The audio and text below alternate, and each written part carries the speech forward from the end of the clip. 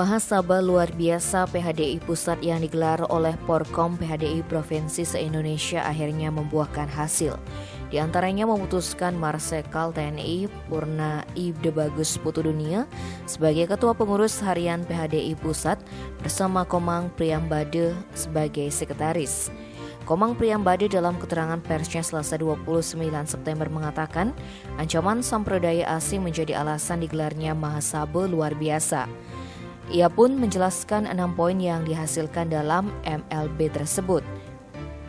Di antaranya ajakan untuk bersatu dan memurnikan PHDI dan menghilangkan sampradaya asing dan Hindu Dresta Nusantara yang saat ini dikotori oleh keyakinan-keyakinan dari aliran sampradaya Hare Krishna, Sai Baba dan lain-lain yang secara praktis sangat berbeda dengan keyakinan yang dijalankan dan diamalkan selama ini dalam kehidupan sehari-hari.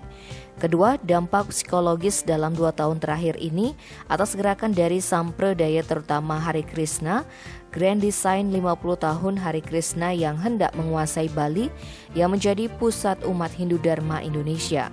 Gerakan mereka merupakan ancaman ideologi transnasional.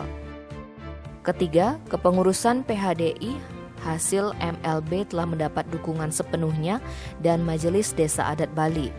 Dan langkah strategisnya PHDI Pusat akan berkantor di gedung MDA Bali serta di Jakarta. Keempat, pembentukan bidang pengadaan dan evaluasi buku Hindu di mana ajaran-ajaran berkearifan lokal diangkat dan diajarkan di sekolah-sekolah baik formal maupun non-formal. Kelima, acara de facto hasil mahasabah luar biasa yang dilaksanakan di Wantilan Pura Samuan 3 pada tanggal 18 hingga 19 September 2021 secara yuridis formal telah diatur dalam ketentuan anggaran dasar PHDI.